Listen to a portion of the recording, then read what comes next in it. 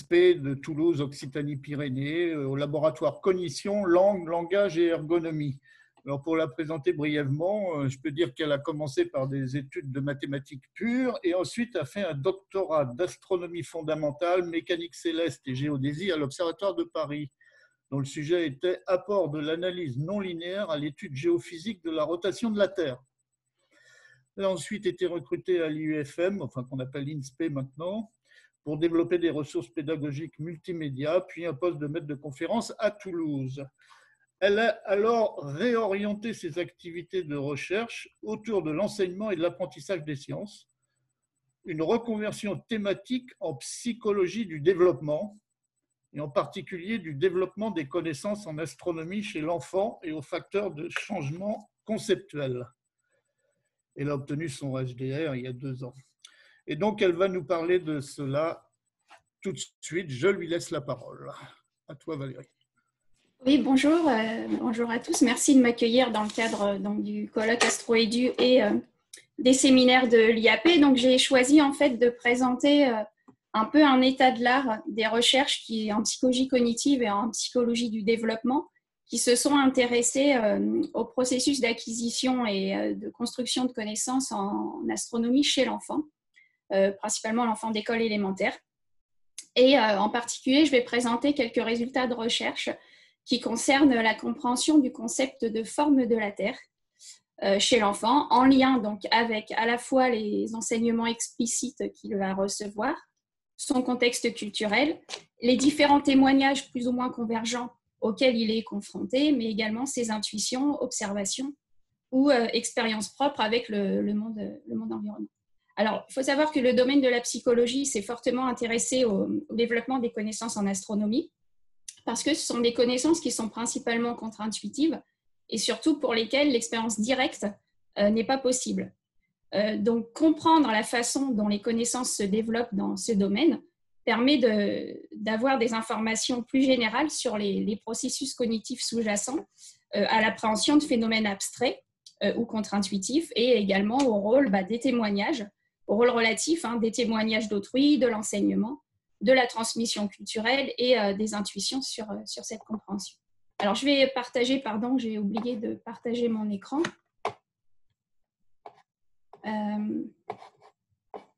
Est-ce que vous voyez le diaporama? On en voit la moitié. Ah, d'accord. Ah, c'est mieux là. Est-ce que là, vous avez le diaporama dans son ensemble? Ouais, c'est parfait. C'est parfait, d'accord. Oui, c'est bon. Donc voilà, donc le titre de la présentation, c'est le développement des connaissances en astronomie chez l'enfant d'école élémentaire. Et je présenterai tout d'abord un débat. Il existe un débat dans la littérature que je vais davantage détailler dans les diapos suivantes, mais qui concerne les processus impliqués dans l'acquisition de ces connaissances scientifiques. Donc en particulier, il y a des auteurs qui considèrent qu'il y a des présuppositions qui sont innées et universelles qui vont fortement contraindre toute l'acquisition des connaissances ultérieures. Donc, ces présuppositions, elles sont issues de la physique naïve. Et à l'inverse, il y a des auteurs qui considèrent que soit ces présuppositions sont inexistantes, soit plutôt qu'elles sont très faiblement contraignantes. Donc, ce ne sont pas elles qui vont guider les apprentissages. Le deuxième point concerne la modélisation du développement des connaissances en astronomie chez l'enfant. Donc, d'une part, certains auteurs considèrent que ce développement est unitaire, donc organisé par paliers successifs, donc universels, où chaque enfant, enfin tous les enfants vont passer un peu par les mêmes types de développement. Et à l'inverse, la théorie concurrente considère qu'au contraire, ce développement est pluriel et que les trajectoires donc, sont différentes en fonction du contexte socio-culturel, enfin des contextes auxquels est confronté l'enfant. Et enfin, ce débat porte également sur le rôle de la culture, puisque dans le premier cas, la culture est considérée comme étant secondaire, c'est-à-dire n'influençant que très peu le développement de l'enfant au niveau de ses connaissances en astronomie, alors qu'à l'inverse, pour la seconde approche, c'est le processus principal qui va guider le développement, l'acquisition et le développement des connaissances. Alors, il y a deux approches théoriques qui sous-tendent ce débat, deux approches plus générales, qui sont l'approche de la théorie naïve, pour laquelle l'enfant, donc selon cette théorie, l'enfant va construire ses propres théories sur le monde à partir de principes de base. Et cela va lui permettre, dans divers domaines, que ce soit en physique, en biologie ou en psychologie, d'expliquer le monde environnant. Alors, l'idée principale, c'est que ce sont des théories, c'est-à-dire que ces théories naïves sont caractérisées par une forte cohérence interne et un pouvoir explicatif et prédictif. Donc, dit autrement, les enfants vont interpréter les événements à partir de ce modèle cohérent et donc répondre à un certain nombre de questions suivant cette organisation cohérente conceptuelle. Donc, suivant cette théorie, le développement, il est vu comme un processus principalement de changement de théorie, donc de restructuration radicale des théories initiales de l'enfant. Donc, c'est juste une schématisation, en fait, juste pour montrer voilà, que l'enfant il va avoir une certaine cohérence interne au niveau de sa construction des connaissances et il va devoir modifier souvent radicalement sa conception, donc en une autre théorie, jusqu'à acquérir la conception attendue scientifique a priori. Alors ça, c'est la première approche. La seconde approche, qui est nommée la théorie de la connaissance par morceaux, donc une approche générale qui a été développée principalement dans le domaine de la physique par un auteur qui s'appelle Disessa et qui considère donc que c'est complètement l'inverse, c'est-à-dire que pour ces auteurs, les enfants ne présentent aucune structure théorique cohérente interne, c'est-à-dire que leurs connaissances vont être constituées de petits éléments primitifs de connaissances qu'ils appellent des primitives phénoménologiques, d'où P', et qui sont donc acquises à partir de leurs expériences directes, c'est-à-dire de leurs actions directes sur le monde. Ces éléments primitifs de connaissance vont être activés différemment et indépendamment suivant le contexte. Donc la dépendance au contexte, elle est centrale dans le système ici conceptuel supposé. Et le développement de ces connaissances, dans cette théorie, il est vu du coup comme un processus d'accumulation, de sélection, d'organisation ou de réorganisation de ces éléments primitifs de connaissances qui va permettre d'acquérir, via un enrichissement progressif de tous ces éléments, des structures de plus en plus complexes jusqu'à la structure, la connaissance scientifique. Donc, de manière schématique, on imagine des éléments de connaissance qui ne sont pas reliés entre eux.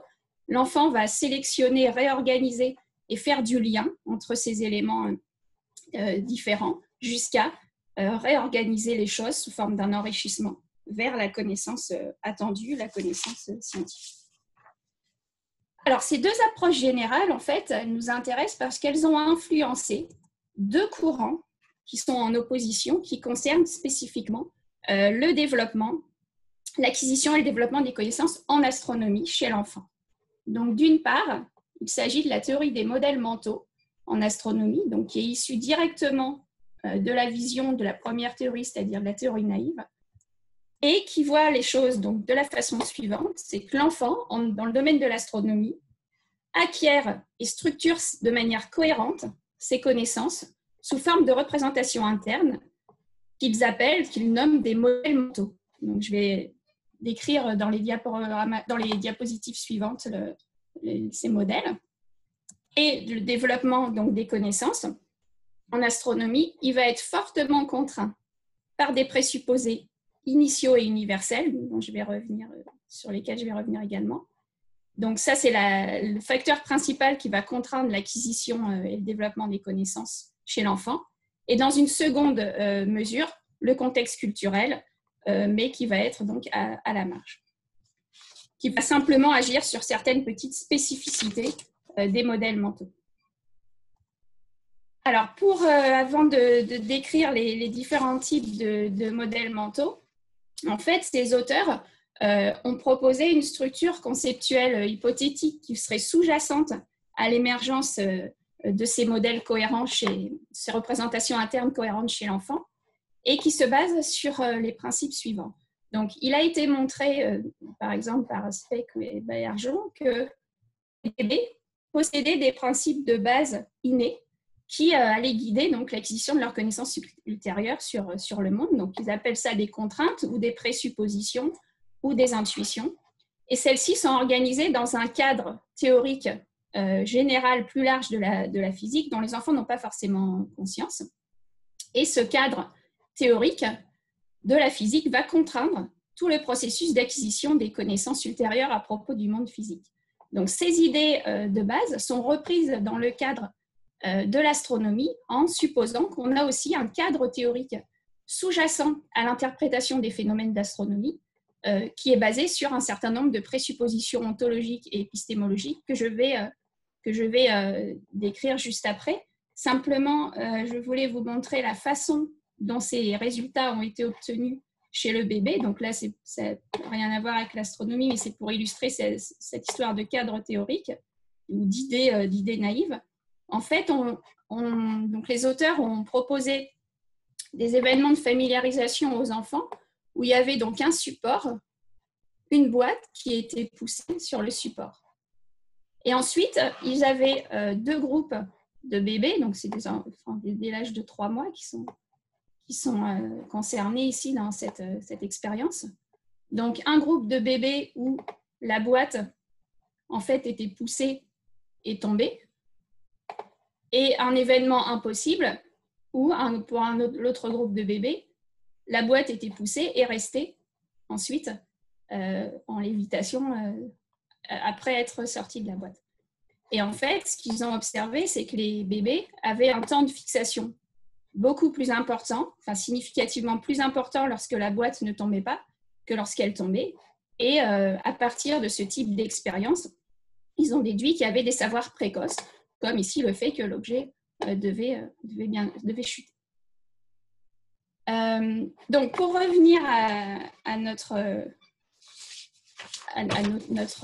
structure conceptuelle ici des modèles mentaux, l'idée étant qu'il y a donc un certain nombre de présuppositions qui sont, par exemple, donc qui sont basées sur les objets physiques. Par exemple, voilà, un objet il est solide, la gravité va agir du haut vers le bas, donc un certain nombre de présuppositions que l'enfant a construit dans un cadre général de la physique, et des présuppositions épistémologiques, comme par exemple les choses sont comme elles apparaissent. Alors, ces présuppositions sont supposées, en fait, contraindre la façon dont l'enfant va interpréter les observations et les informations culturelles qu'il reçoit ici à propos de la Terre. L'exemple que je donne, c'est par rapport à la forme de la Terre. Donc, par exemple, ces observations ou les informations culturelles qu'il reçoit peuvent être du type le sol s'étend sur une surface plane sur une grande distance, ou le soleil, la lune, les étoiles sont dans le ciel, etc. Ces présuppositions, donc, en contraignant fortement l'interprétation des observations et des informations culturelles, vont finalement permettre la génération chez l'enfant d'une ce qu'on appelle une théorie spécifique sur la Terre, qui va générer donc un certain nombre de croyances qui peuvent être ici la Terre est plate et à la forme d'un disque ou d'un rectangle, où la Terre est supportée forcément par un sol. Il y a un support à la Terre. Et ce sont finalement, in fine, ces croyances générées donc, sous la contrainte des présuppositions qui vont permettre à l'enfant de développer des modèles mentaux cohérents, ici donc des modèles initiaux de la forme de la Terre, comme la Terre étant considérée comme rectangle ou sous forme de disque. Alors, ces modèles ici qui sont présentés sont les modèles qu'on va appeler des modèles naïfs, les modèles initiaux de la Terre, mais les auteurs ont défini 3 catégories de modèles qu'ils ont identifiés donc, chez les enfants, donc leurs études portées sur des enfants entre 6 et 11 ans, donc avec une progression bien sûr d'un modèle à un autre, je vais l'expliquer juste après. Donc les modèles sont répartis en 3 catégories. Donc tout d'abord, en bas, vous avez ce qu'ils appellent les modèles initiaux.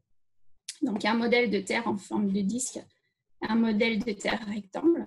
Alors ces modèles, en fait, illustrent justement la contrainte des fortes présuppositions de platitude et de support et de gravité au bas pour la Terre.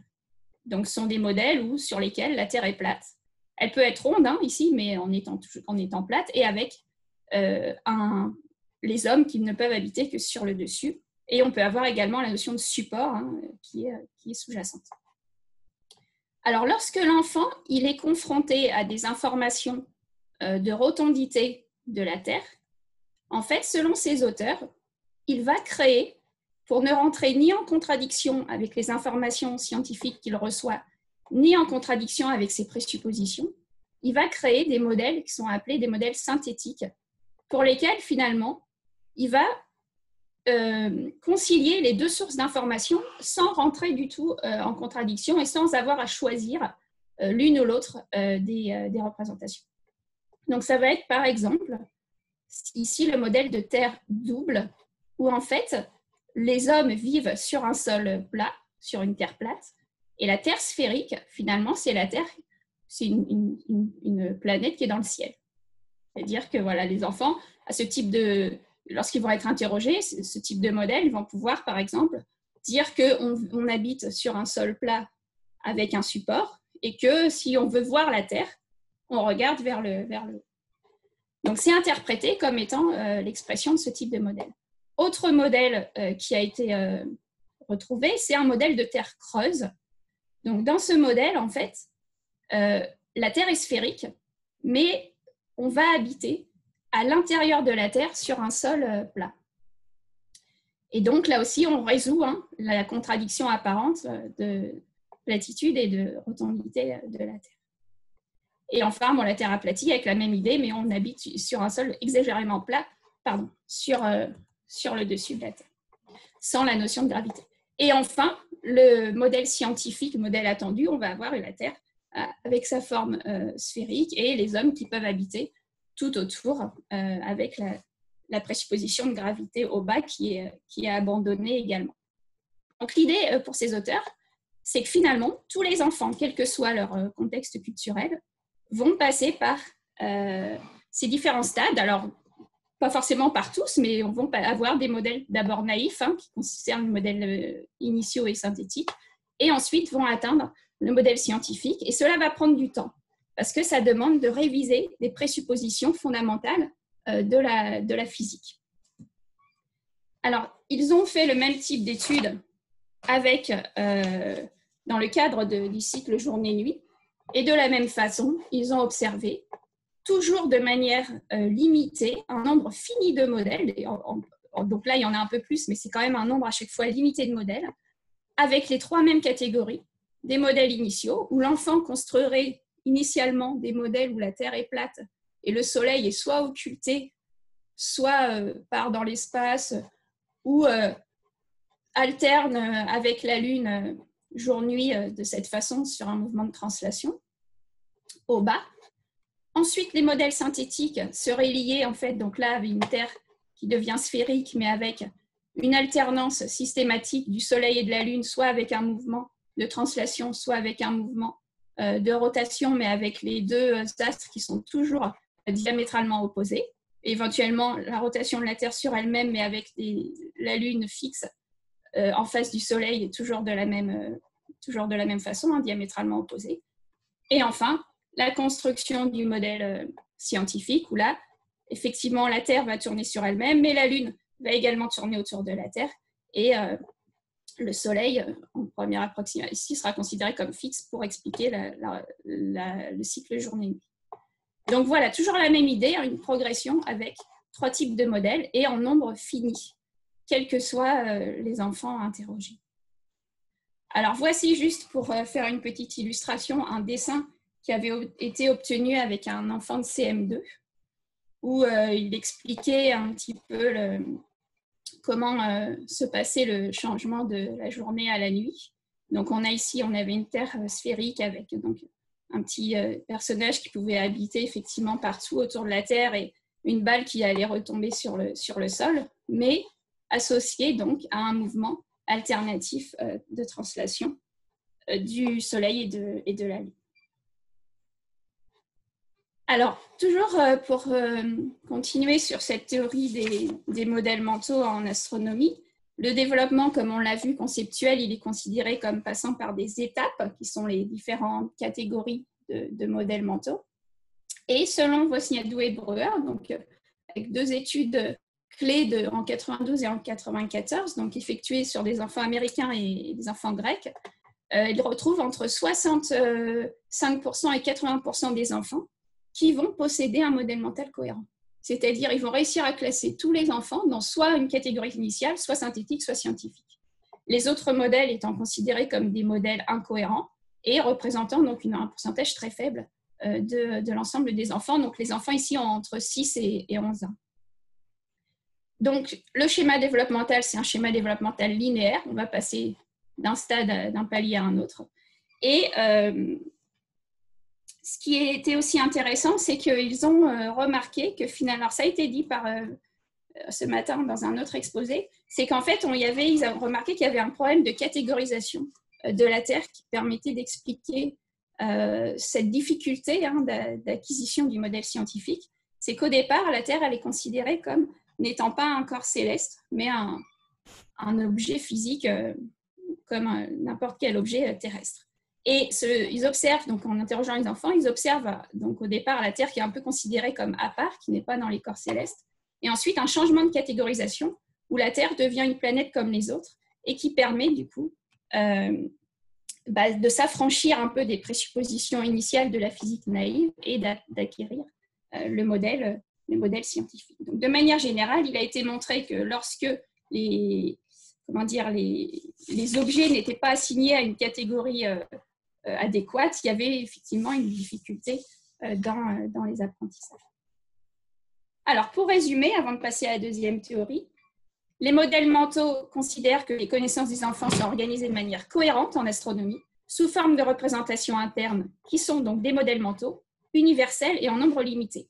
Ça veut dire que les explications des enfants, y compris celles qui semblent incompatibles entre elles, donc un enfant qui va dire à la fois que la Terre est plate et a une autre question que la Terre est ronde, pour eux, elles sont interprétées comme l'expression d'un modèle mental naïf et non scientifique, c'est-à-dire par exemple une Terre creuse. Donc voilà comment ils interprètent ce type d'incohérence dans les réponses. Et bien entendu, de manière sous-jacente, l'idée qu'il y a une forte influence des présuppositions sur l'interprétation des observations et des informations disponibles liées à l'astronomie. Alors la deuxième théorie, qui est la théorie de la connaissance fragmentée en astronomie, qui est issue de la théorie de la connaissance par morceaux, considère que les concepts naïfs en astronomie des enfants manquent de cohérence et sont fragmentés, donc ça rejoint la théorie précédente.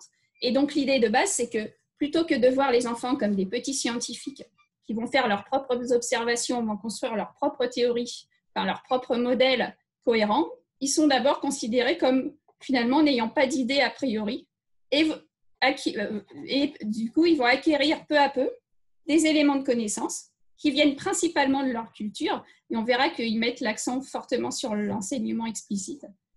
Et ces petits éléments vont s'articuler pour finalement atteindre la théorie, le modèle scientifique.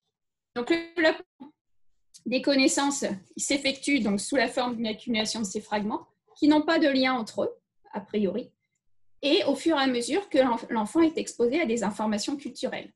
Et notamment, ils mettent une importance fondamentale à la transmission culturelle dans le cadre scolaire.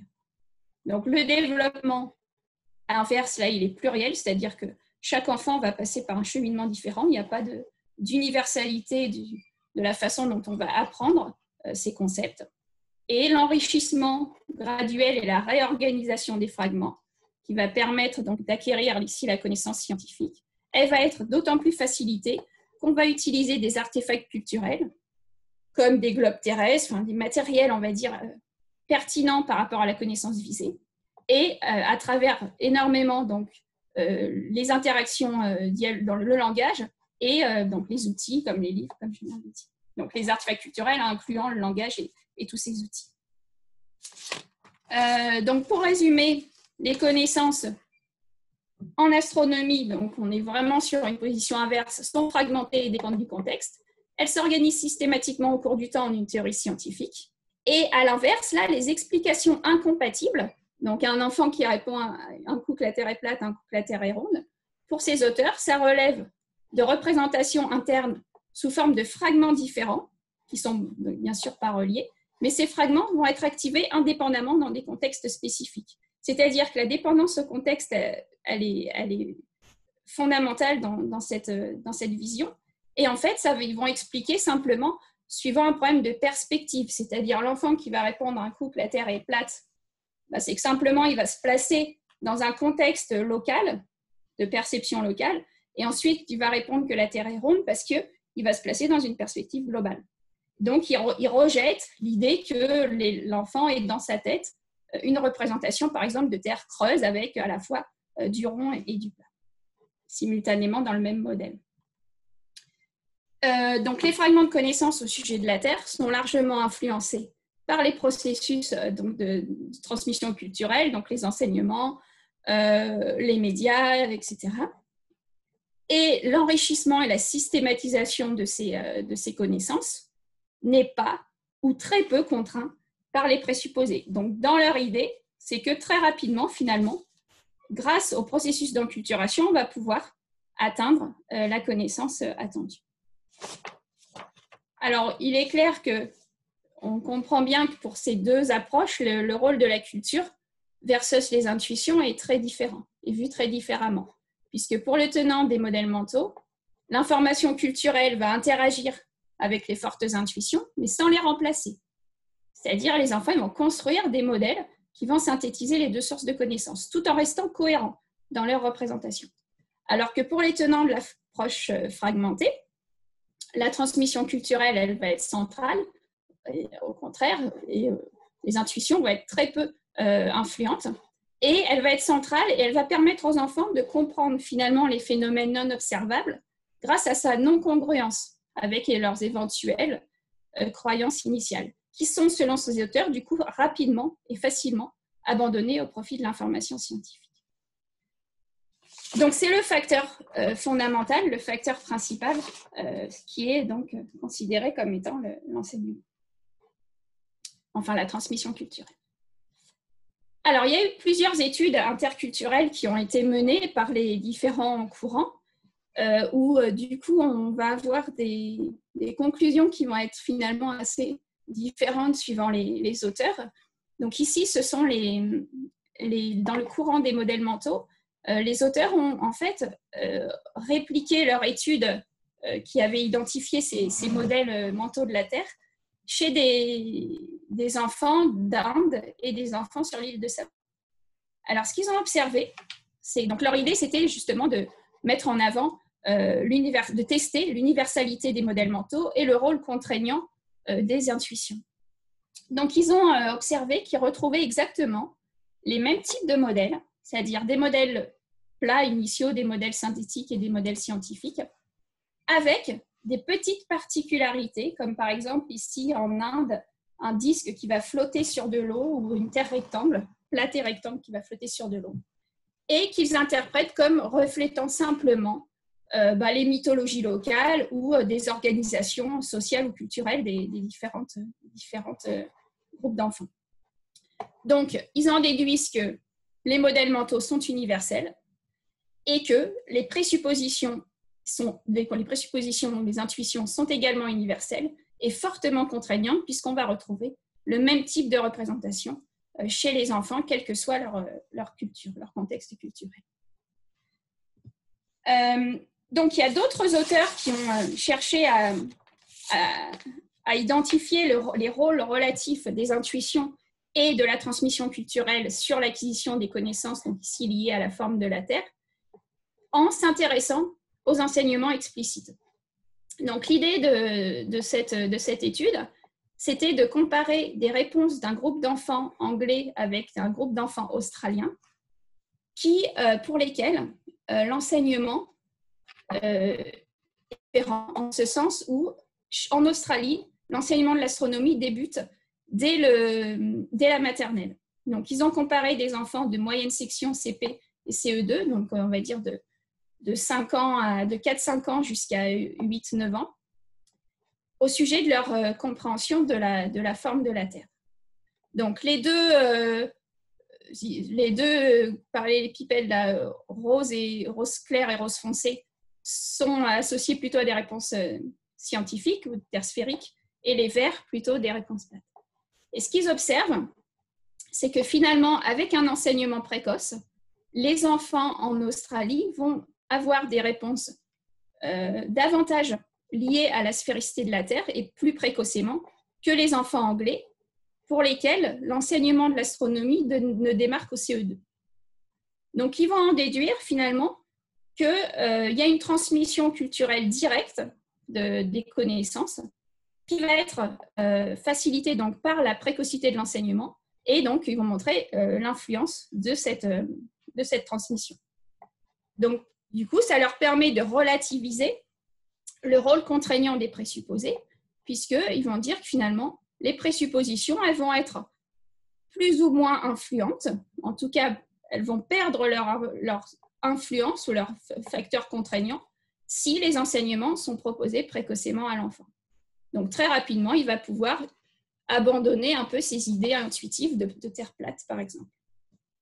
Alors, ce qu'on peut dire, c'est que ces études ont été effectuées dans un contexte culturel relativement similaire, puisqu'il s'agissait d'enfants anglais et australiens. Alors, il y a une autre étude qui s'est intéressée donc, au même questionnement, c'est-à-dire quels sont les rôles relatifs des enseignements et du contexte culturel, et donc des intuitions dans la compréhension de la forme de la Terre chez l'enfant, en comparant les enfants burkinabés et français. Alors, la particularité de ces deux contextes culturels, c'est que d'une part, le contexte culturel est très différent, puisqu'il y a une forte présence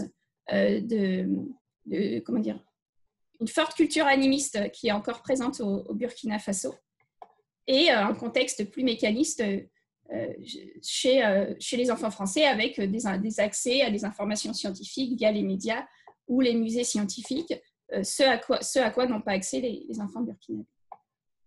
Par contre, ce qui était intéressant, c'est qu'ils ont exactement les mêmes curriculums scolaires, c'est-à-dire qu'au Burkina Faso, les curriculums qui sont suivis en sciences sont les curriculums français.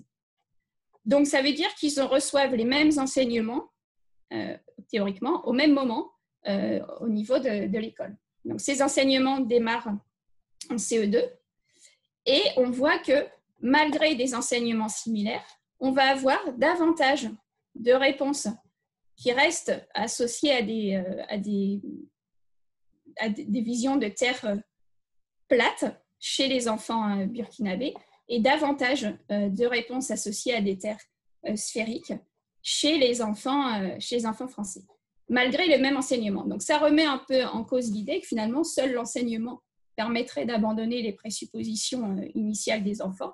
Il semblerait qu'également la convergence ou la divergence des témoignages puisse avoir un rôle fondamental, puisque les enfants français vont être principalement confrontés à des témoignages convergents sur la rotondité de la Terre, alors que les enfants burkinabés vont avoir des témoignages dans le cadre scolaire qui peuvent être en contradiction forte avec les témoignages issus de leur contexte culturel, et qui donc renforceraient les intuitions initiales. Donc, ce n'est pas la seule présence finalement de l'enseignement scolaire, même précoce, qui permettrait à l'enfant d'acquérir et de construire des connaissances au sujet de la Terre.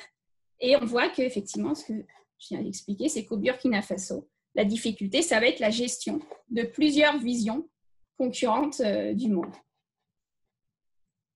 Alors, si on regarde de manière un petit peu, juste pour résumer un petit peu les quatre groupes culturels qui ont été étudiés ici, donc si on prend juste les enfants de CP et de CE2, donc 6-8 ans, on s'aperçoit que, donc en bleu, ce sont les enfants australiens, donc ici, ce sont les réponses, donc ici, qui sont 100% en lien avec la rotondité de la Terre, où là, on a un peu un mélange de plat et de rond, mais avec une majorité de réponses attendues. Donc, c'est le plutôt sphérique.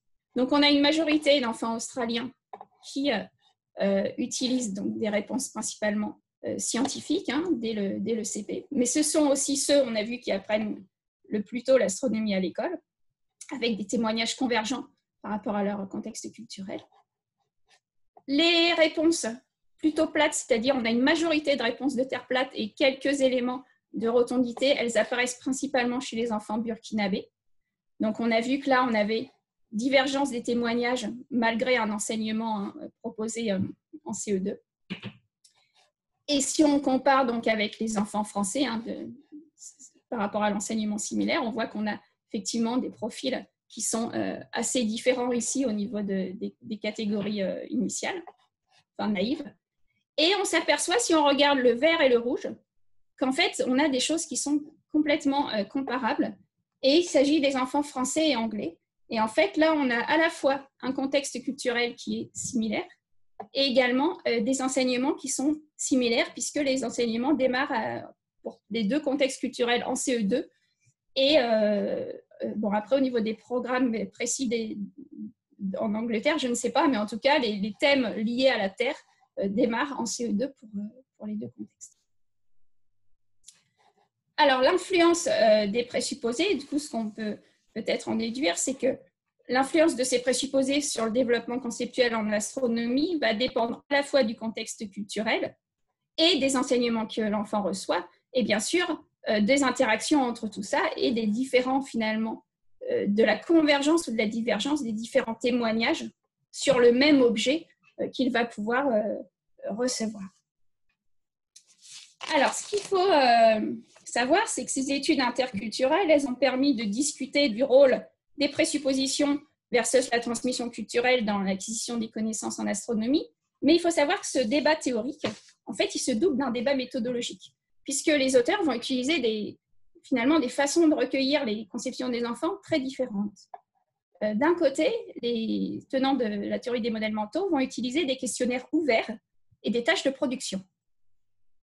Donc, par exemple, ils vont poser comme type de question à l'enfant: quelle est la forme de la Terre? Peux-tu dessiner ou modeler la Terre? Donc, voilà des exemples ici. Une Terre toute plate, toute aplatie, représentant pâte à modeler. Et ici, une représentation qui pourrait s'apparenter à un modèle de Terre double, puisqu'ici, l'enfant a représenté une Terre dans le ciel et ici, une représentation locale d'un homme sur la Terre.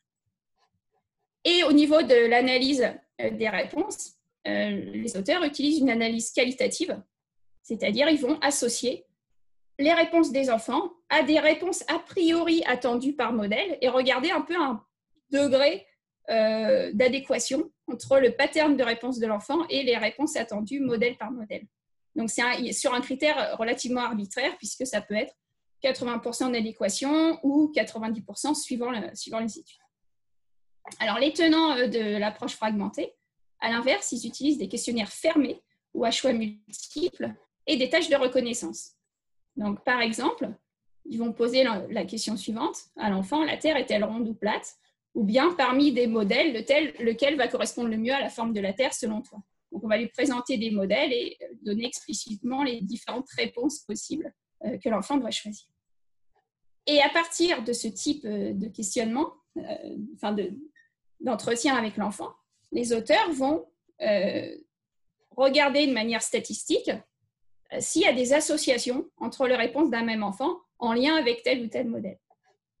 Donc voilà pour la façon dont ils procèdent. Et voici des exemples simplement de choix d'enfants qui choisissent donc, des modèles de la Terre ici, suivant ces différents modèles issus donc, de ce qui avait été trouvé avec les modèles mentaux.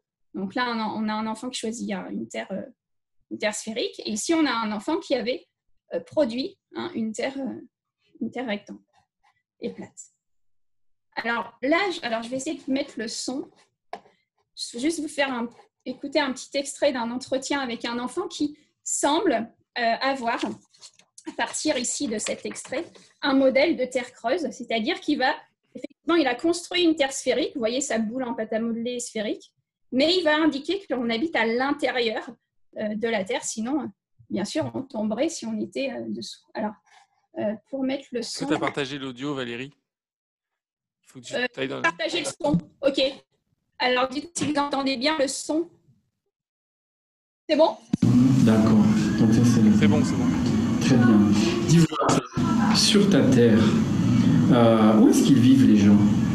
Dedans. Dedans? C'est où dedans? Là. D'accord. Ils vivent vivent dedans, hein, dedans. D'accord. Ben c'est bien, dedans. Tu rebouches. Alors les gens, ils sont dedans. Ouais. Et est-ce que tu penses que les gens, ils peuvent vivre là en dessous? Non. Bon. Et pourquoi ils ne peuvent pas vivre là? Parce que sinon, c'est à l'envers. Ah oui? Ils vont tomber. Forcément. Alors, je vais remettre. Ouais, vous avez entendu Vous m'entendez là, du coup? Oui, enfin, moi j'ai entendu. Je pense que tout le monde a entendu. Oui. D'accord. Donc, je remets le son pour moi. Donc, voilà. Donc, là, on a un exemple d'enfant qui pourrait donc avoir ce modèle, ce fameux modèle naïf de terre creuse en fonction là, de la façon dont il va répondre sur cette partie-là. Alors, voilà d'autres exemples de représentation donc, de terre ici en version 2D, en dessin de terre plate, ici en version 3D, on l'a vu tout à l'heure celle-ci, et ici de terre sphérique, donc le dessin et représentation 3D. Alors, au niveau du type justement de questionnaire et de tâches de production ou de sélection, il y a eu différentes critiques qui ont été proposées par les différents auteurs des études citées. Donc, tout d'abord, il a été avancé que finalement les dessins, puisqu'il faut savoir, pardon, je ne l'ai pas dit, qu'au départ, les modèles mentaux, ils ont été découverts, je dirais, oui, les études se sont basées principalement sur des représentations des enfants associées à une série de réponses à des questions. Mais la représentation avait un poids important dans le critère de décision.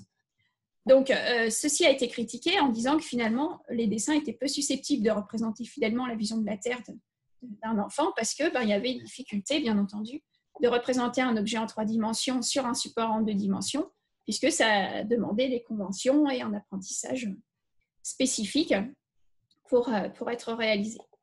D'autre part, il a été avancé que les tâches de reconnaissance, donc où il faut choisir parmi différents modèles, étaient plus accessibles pour des enfants que, de manière générale, que les tâches de rappel où l'enfant doit produire une réponse à partir d'un questionnement ouvert. D'autre part, il a été montré également que finalement, d'utiliser des questions ouvertes et répétées sur un même sujet peut inciter de manière artificielle les enfants à répondre de manière cohérente et donc à créer une apparence de cohérence qui n'est pas réelle. Et à l'inverse, les questions fermées ont également été critiquées en disant que finalement, ça pouvait permettre simplement une reconnaissance de la réponse scientifique par l'enfant et ça ne permettait pas de mettre en avant un modèle éventuellement alternatif de l'enfant sur la Terre. Donc, ces critiques, elles ont été formulées par chacun des courants sur la nature des questions des autres. Les questions ouvertes donc, augmenteraient artificiellement la cohérence des réponses, mais à l'inverse, les questions fermées augmenteraient artificiellement le nombre de bonnes réponses. Donc, on voit qu'ici, il y avait un peu un débat un petit peu figé sur ces aspects-là. Alors, et bien sûr, les deux types de questionnement ont leurs avantages, leurs inconvénients, mais il semble que ce qui soit peut-être ce qui permette le plus finalement d'essayer de trancher ce débat, c'est peut-être de s'intéresser à la méthode d'analyse plutôt qu'à la façon dont on va interroger les enfants, puisque, comme je l'ai dit tout à l'heure, les modèles mentaux sont retrouvés à partir d'un pourcentage de correspondance entre les réponses de l'enfant donc à une série de questions et des ensembles de réponses attendues a priori par modèle. Donc, sur un critère arbitraire d'un taux de correspondance, il n'y a aucun test statistique qui est fait sur cette correspondance et les modèles mentaux naïfs sont retrouvés à partir de cette analyse qualitative. À l'inverse, la théorie des fragments de connaissances vont utiliser des recherches statistiques d'association entre les réponses d'un enfant, mais c'est un questionnaire du coup fermé ou à choix multiples. Et avec cette méthode-là, aucun modèle naïf n'est retrouvé. Donc, c'est-à-dire, ils retrouvent des fragments de connaissances et eux, ils retrouvent des modèles mentaux. Donc, à chaque fois, les conclusions, elles sont tirées à partir des propres méthodes des auteurs. Donc, ce qui est intéressant, qui a été fait plus récemment, c'est de rechercher sur la même méthode, d'utiliser finalement deux façons de rechercher les modèles mentaux. Donc, une façon qualitative, à partir du questionnaire ouvert, mais sur ces associations-là, appliquer aussi un test statistique sur les mêmes données. Et là, on pourrait du coup peut-être davantage conclure quelque chose. Donc, l'étude est la suivante. Il y a eu une recherche, donc des enfants de CP, CE2, CM2 ont été interrogés à propos de leur compréhension de la forme de la Terre. Et à partir de la méthode qualitative de recherche des modèles mentaux, il y a eu un certain pourcentage, ici à peu près 25%, de modèles plats qui sont apparus principalement chez les jeunes enfants, des enfants français, des modèles doubles, des modèles creux, et ensuite, principalement chez les plus âgés, des modèles sphériques ont été observés.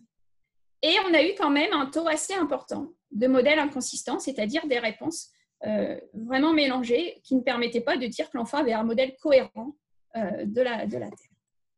Alors, ce qui a été fait, donc on retrouve finalement quelque chose d'un peu similaire aux théoriciens des modèles mentaux, mais avec donc, des pourcentages un peu plus faibles dans ces catégories naïves. Mais ce qui a été ajouté, c'est une validation statistique, c'est-à-dire un enfant qui va dessiner une Terre plate, creuse ou double, c'est-à-dire qui a un modèle naïf en termes de représentation, est-ce qu'il a plus de chances qu'un autre de répondre aux autres questions en accord avec ce modèle? Alors, statistiquement, il en est ressorti que non. C'est-à-dire qu'il n'y avait pas de lien entre le modèle, c'est-à-dire le modèle, il était, décidé entre la représentation graphique ou en 3D et 3 questions qui portaient sur la localisation du ciel, des gens, enfin voilà, où on habitait sur la Terre, etc. Et ça a été mis en correspondance avec les réponses, plus ou moins, enfin en lien avec les différents modèles, à d'autres questions, à une série d'autres questions. Et la deuxième question qui a été posée, c'est un enfant qui allait dessiner une Terre sphérique, est-ce qu'il avait plus de chances statistiquement qu'un autre de répondre aux autres questions en accord avec le modèle mental scientifique? Et bien là, c'était oui. C'est-à-dire qu'au niveau des scores qu'on a calculés en fonction des différents types de modèles, le seul score qui apparaît significativement plus élevé que le hasard, c'est lorsque la représentation scientifique est associée à un ensemble de réponses scientifiques. Donc, ça semble montrer ici, finalement, en utilisant, donc, sans changer de méthode, je dirais, en utilisant une validation statistique des modèles mentaux tels qu'ils ont été retrouvés qualitativement, que seuls les modèles mentaux scientifiques seraient validés comme ayant une existence de cohérence réelle. Alors, autre point, j'essaye d'avancer parce que je crois qu'il est à la fin. Il y a eu des auteurs qui ont également dit que finalement, les questions qui ont été posées à des enfants, donc des jeunes enfants de 6-7 ans, n'étaient pas suffisamment explicites. Quand on demandait à un enfant quelle est la forme de la Terre, finalement, ce n'était pas étonnant qu'on ait beaucoup de réponses un petit peu non attendues. Et ils ont essayé de faire la chose suivante, c'est-à-dire de reformuler les questions en étant explicite sur justement le référentiel ou le point de vue dans lequel on se plaçait. Donc voilà par exemple ce qu'ils ont proposé. Imagine que tu es un astronaute dans un grand vaisseau spatial, tu voyages dans l'espace, tu es dans l'espace, très loin de la Terre, mais tu peux toujours voir la Terre depuis la fenêtre de ton vaisseau. À quoi ressemble la Terre depuis ton vaisseau? Quelle est la forme de la Terre? Et si l'enfant répondait rond, il y avait une question supplémentaire. Est-ce qu'elle est ronde comme une balle ou ronde comme un disque? Alors, avec ce type de reformulation des questions du questionnaire initial qui avait permis de trouver les modèles mentaux, ils observent en fait, donc ici c'est la version originale, donc les questions originales avec réponse scientifique, terre sphérique en bleu foncé et modèle naïf en rose. Le reste étant des modèles inconsistants. On voit qu'on a une baisse significative du nombre de modèles non scientifiques lorsque les questions vont être reformulées. Et une augmentation, bien sûr, du nombre de modèles scientifiques.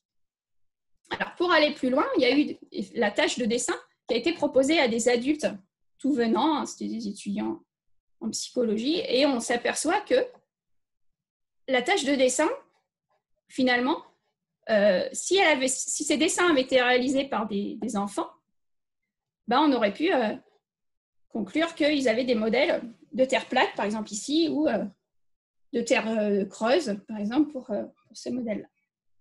Or, les entretiens qui ont suivi ont montré que les adultes, a priori, n'avaient pas ce type... il y a eu quelques entretiens qui ont été menés à l'issue de cette étude, mais pas pour tout le monde. Donc, on peut se dire que peut-être il y avait quand même des difficultés conceptuelles chez certains adultes et que tout ne relevait pas finalement d'un problème méthodologique lié à la tâche de dessin ou aux questions posées. Alors, est-ce que j'ai combien de temps là? 5 minutes ou... Oui, 5 minutes, c'est bien. Très bien. Minutes, d'accord. Alors, je termine là-dessus.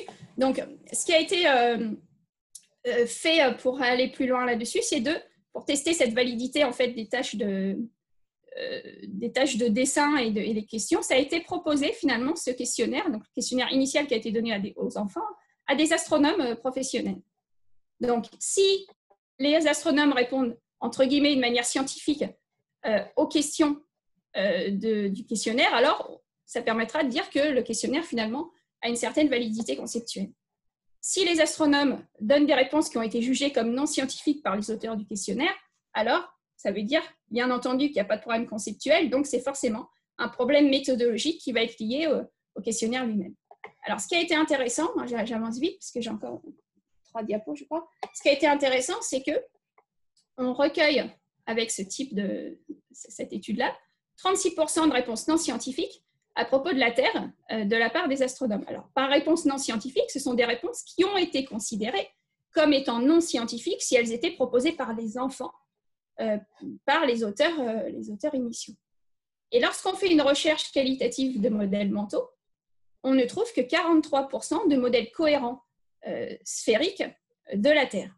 Donc, bien entendu, cela ne reflète pas les modèles, bien entendu, des astronomes. Mais par contre, ce qu'on voit, c'est que les réponses qui ont été jugées scientifiques par les experts, parfois avaient été jugées comme non scientifiques par les concepteurs du test.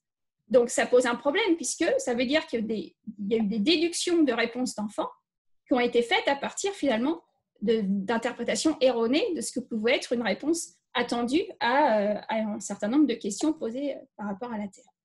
Et les astronomes on leur avait demandé d'écrire des commentaires sur ces questions qu'on leur avait posées, et les commentaires soulignent la forte ambiguïté, l'imprécision d'un certain nombre de questions, comme ça avait été montré d'ailleurs dans d'autres études en reformulant les questions.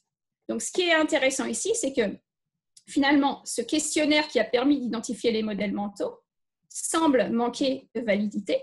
Donc, qu'est-ce qu'on peut dire de toutes les conclusions tirées de ce questionnaire, c'est-à-dire des connaissances des enfants cohérentes au sujet de la Terre?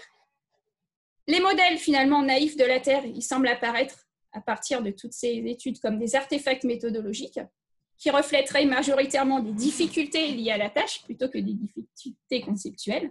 Et enfin, cela montre de manière générale qu'il est important de construire des outils d'évaluation des connaissances des enfants, bien sûr avec les spécialistes du domaine, donc ici, en l'occurrence, les astronomes, puisqu'on voit qu'il y a eu un certain nombre finalement de modèles non naïfs qui ont été identifiés parce que les réponses avaient été considérées comme non scientifiques à certaines questions, alors qu'elles étaient tout à fait recevables pour les astronomes. Donc, au niveau des perspectives, outre l'intérêt, bien sûr, théorique de ce débat, c'est-à-dire sur la compréhension de la structuration des connaissances, répondre à ce débat a aussi des implications importantes pour l'enseignement, puisque si les connaissances en astronomie s'organisent sous forme de modèles mentaux cohérents, alors il convient de trouver un moyen de rendre conscient et explicite à l'enfant son modèle en vue de rechercher une façon de le déconstruire et d'abandonner donc les présuppositions qui sont considérées ici comme très fortement contraignantes. À l'inverse, si les connaissances sont fragmentées, alors il convient de proposer précocement des enseignements explicites en astronomie en vue donc de permettre à l'enfant de sélectionner et de mettre en lien les différents fragments qui génèrent des idées naïves. Donc il apparaît important, bien sûr, à partir de cette idée-là de dépendance au contexte, que l'explicitation des différents points de vue sur un même concept et les domaines de validité ou les équivalences de ces points de vue soient rendus explicites, ce qui n'est pas toujours le cas dans l'enseignement des concepts en astronomie ou de la forme de la Terre, pour reprendre l'exemple ici. Donc, il va être nécessaire de mener d'autres études, c'est-à-dire de rechercher à la fois le côté structurel, donc des connaissances en astronomie, parce que, par exemple, il y a des études qui ont montré que pour la gravitation, la compréhension de la gravitation, il y avait des classes de modèles cohérents, statistiquement identifiées. Donc, on voit que ce n'est pas forcément la même façon d'apprendre en fonction du concept d'astronomie étudié. Il peut être intéressant de mixer les types de questions et de tâches, puisqu'on voit que chacune des méthodes a ses avantages et ses inconvénients. Peut-être l'intérêt, c'est de mixer un petit peu les différentes façons d'interroger un enfant. Et peut-être faire des observations plus écologiques, puisque là, c'est très expérimental, c'est-à-dire que l'enfant, il est tout seul, il répond à un questionnaire face à un chercheur, et peut-être qu'une façon de mieux appréhender sa compréhension serait d'associer également des observations plus en résolution de problèmes ou dans la classe, indépendamment d'une interview, en fait. Donc, pour conclure, je dirais que mieux comprendre l'influence relative des présuppositions, du contexte culturel, des différents témoignages plus ou moins congruents et des enseignements scolaires explicites dans l'acquisition des connaissances en astronomie est fondamental pour mieux appréhender les sources de difficultés et les obstacles que peuvent rencontrer les enfants dans la construction de concepts scientifiques en astronomie. Alors, juste pour terminer, en fait, donc là, j'avais choisi de présenter un peu un état de l'art du débat actuel sur le sujet, mais après, il y a énormément de travaux qu'on a menés dans le cadre des changements conceptuels, c'est-à-dire quelles peuvent être des modalités mises en œuvre pour faciliter la compréhension de phénomènes liés à l'astronomie, donc à la fois chez l'enfant et chez l'adulte. Donc, par exemple, comme des activités d'argumentation entre les élèves ou de réfutation d'hypothèses ou de collaboration entre les enfants, donc, qui ont montré donc, une efficacité sur l'acquisition des connaissances en lien avec un certain nombre de concepts comme, par exemple, les saisons et les phases de la Lune chez les futurs enseignants ou le jour et la nuit pour, par exemple, des enfants d'école élémentaire. Voilà, donc je vais m'arrêter là. Et pour ceux qui veulent éventuellement davantage de détails, il existe un petit ouvrage qui va paraître aux éditions CEPADUS et qui explicite en fait toutes les études là mentionnées, y compris les études en lien avec les changements conceptuels chez l'enfant et chez l'adolescent et le jeune adulte. Voilà, je vous remercie pour votre attention.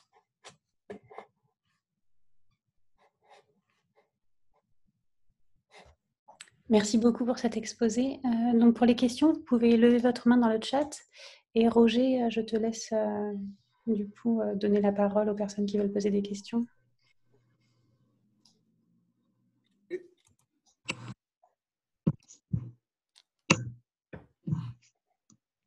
Après, c'est moi qui laisse. Il y a des questions dans les questions-réponses. Je ne sais pas si on commence par ça. D'accord. On commence par la dernière, alors. Comment ? On commence par la dernière. Pourquoi faire expliciter à l'enfant son modèle? Une fois qu'il l'aura construit, il sera plus difficile pour lui de le déconstruire. Il apprendra plus facilement le bon modèle s'il n'a pas de modèle préconçu, non? Ça, pas forcément, parce qu'en fait, le problème que relèvent ces auteurs, c'est que souvent, il y a beaucoup d'implicite.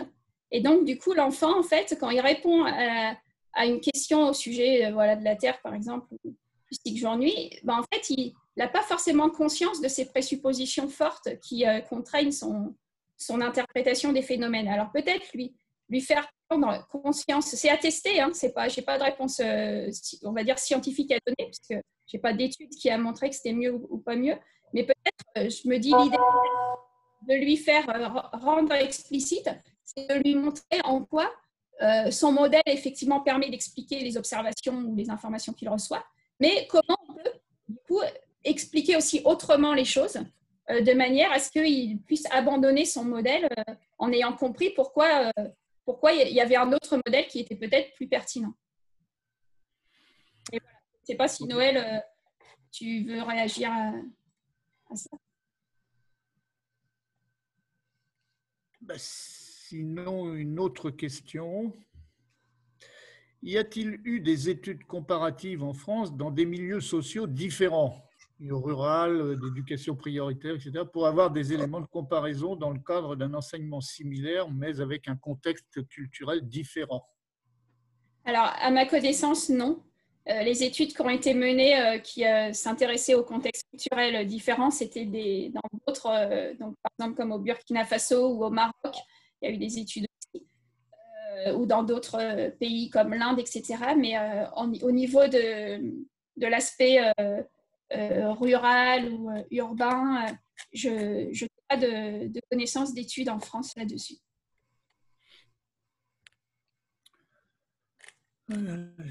Encore une question.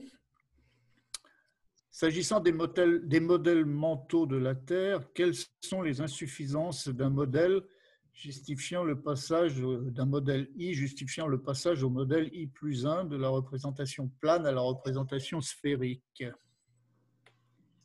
Alors, en fait, l'enfant, suivant cette théorie, il va pouvoir changer de modèle quand il est capable de réinterpréter ou d'abandonner un certain nombre de présuppositions qu'il a à propos de la Terre. Donc, d'idées naïves comme le fait que la gravité agit toujours, enfin, qu'un objet non soutenu va tomber ou que la Terre est plate et soutenue par quelque chose. Donc, en fait, c'est la mise en évidence, si vous voulez, de l'abandon en fait, d'une présupposition, c'est-à-dire la compréhension que la Terre est un objet céleste et qu'on ne va pas appliquer les mêmes lois que les objets que l'enfant manipule, lui permet finalement de passer éventuellement à un modèle supplémentaire. Après, bien sûr, via l'enseignement, lorsqu'on va faire travailler à l'enfant sur les différents points de vue, ce qu'on va lui faire travailler comment dire, par exemple, historiquement, la façon dont on a pu mettre en évidence la rotondité de la Terre, tout ça, ça va l'aider. Mais indépendamment de l'enseignement, c'est déjà la compréhension qu'il faut abandonner un certain nombre de présuppositions, d'après cette théorie. Justement, il y avait une question. Est-ce qu'il est possible de faire une comparaison entre les modèles mentaux progressivement développés par les enfants et l'histoire de l'évolution des représentations en astronomie? Oui, tout à fait. Par rapport aux modèles initiaux de Terre plate, on a effectivement… en fait, les enfants, ils vont se baser beaucoup sur l'observation, selon la théorie des modèles mentaux. Donc, ils sont fortement contraints parce qu'ils observent. Et donc, forcément, ils sont dans les mêmes, je dirais, conditions par rapport à l'observation que les personnes dans l'histoire des sciences. Donc, on va retrouver le même type, effectivement, de modèles. En fait, ce sont des modèles qui sont basés sur une vision depuis la Terre, en fait, une observation depuis la Terre. Donc, en effet, on va retrouver ces types de modèles. Après, pour les modèles de Terre creuse, etc., je n'ai pas connaissance que dans l'histoire, il y a eu ces modèles-là. Mais en tout cas, pour les modèles plats, oui, tout à fait. Oui.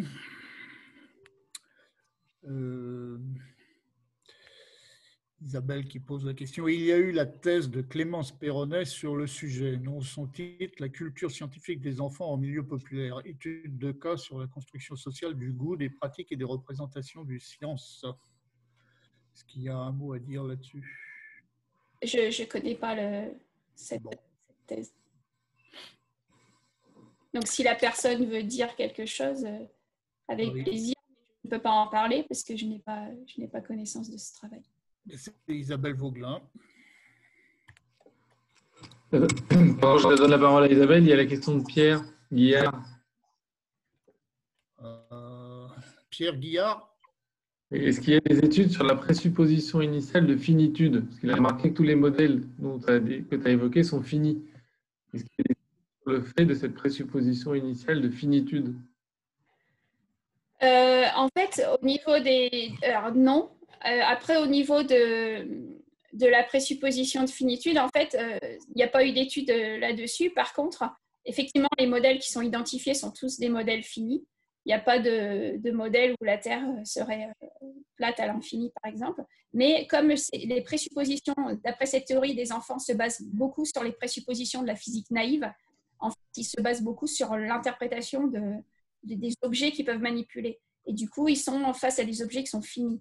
Donc, il y a un peu ce lien avec le fait d'associer la Terre à un objet du quotidien, un objet sur lequel on peut expérimenter et donc qui est a priori fini. Ok, Isabelle peut prendre la parole si tu veux. Oui, c'était juste pour compléter la remarque que venait de dire Valérie. C'est la thèse effectivement de Clémence Perronnet qui s'est intéressée à savoir comment la culture scientifique venait à des enfants de milieux populaires, mais en France. Alors, je ne sais pas exactement, je ne l'ai pas lu complètement, hein, mais j'avais été en lien avec elle parce que elle avait fait en particulier une comparaison sur la différence de la culture scientifique et la représentation des sciences pour les filles et garçons dans ce milieu populaire et un milieu plus favorisé, on va dire. Je ne sais pas si elle avait fait quelque chose sur l'astro spécifiquement. Mais par contre, sur les sciences en général, oui, elle avait fait cette thèse-là. C'était une thèse sous la direction de comment elle s'appelle, Christine Détré, qui est spécialiste du genre. Donc, c'est peut-être un petit peu à la marge de ce que l'on dit, mais pour ce qui est de la différence, de ce que j'avais retenu, c'est qu'il y avait une différence fondamentale, enfin marquée, entre la culture scientifique dans les milieux populaires français et les milieux favorisés français pour des enfants à l'école primaire. Oui, alors ça, c'est vrai que je n'ai pas de résultats là-dessus par rapport à ce point-là. Les résultats qu'on avait par rapport au genre, simplement, c'est qu'en France, on n'avait pas de différence significative entre les filles et les garçons, donc au niveau de l'astronomie, des conceptions d'astronomie. Par contre, au Burkina Faso, on avait une différence significative entre les filles et les garçons par rapport à leur façon d'apprendre donc la forme de la Terre ici. Et effectivement, ça avait déjà été observé par rapport à pas forcément l'astronomie, mais à un certain nombre de concepts scolaires, parce que ça a été corrélé en fait au fait que quand ils sont tout petits, les enfants, les petits garçons et les petites filles participent de manière assez équivalente aux tâches de la maison. Par contre, vers l'âge de, je ne sais plus exactement, mais 8 ans ou 9 ans, on a une différence qui se crée où ce sont les filles qui vont davantage participer aux tâches de la maison et donc s'éloigner un petit peu plus des problématiques de l'école. Et on observe effectivement du coup une diminution des connaissances scientifiques chez les petites filles d'école élémentaire. Donc on peut interpréter, ça ne veut pas dire que c'est la raison, mais qui peut être interprété par ce point-là, avec ce point-là. Valérie, peut-être une dernière question. Est-ce qu'on a répertorié, alors en discriminant les cultures, ces présuppositions que peuvent avoir les enfants en bas âge? Pardon, excuse-moi, tu as terminé? Oui, tout à fait. Alors, en fait, par rapport à la forme de la Terre ou à l'astronomie, oui, il y a les présuppositions qui ont été considérées comme universelles de gravité au bas, de platitude, de support, c'est-à-dire qu'un objet, il est continu, il est solide, on ne va pas pouvoir passer à travers. Donc ça a été décrit dans les études donc, de Vosniadou, qui s'est intéressé justement à la façon dont allaient être générer ces fameux modèles mentaux. Et en fait, au niveau des différences culturelles, en fait, elle a mené donc, des études dans différents contextes culturels, donc comme j'avais montré en Inde, par exemple, et sur l'île de Samoa.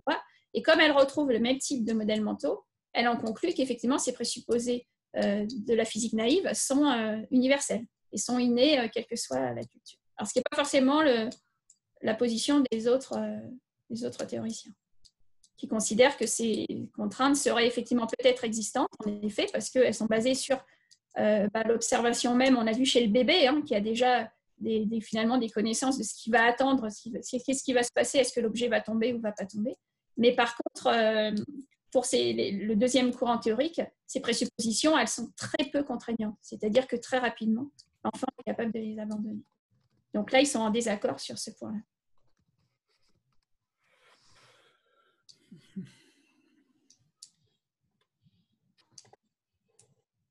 Je crois qu'il va falloir s'arrêter. Est-ce qu'on s'arrête là ou on fait une dernière question? On recommence à 13h30. Bon. Et après, je vais laisser peut-être 10 minutes les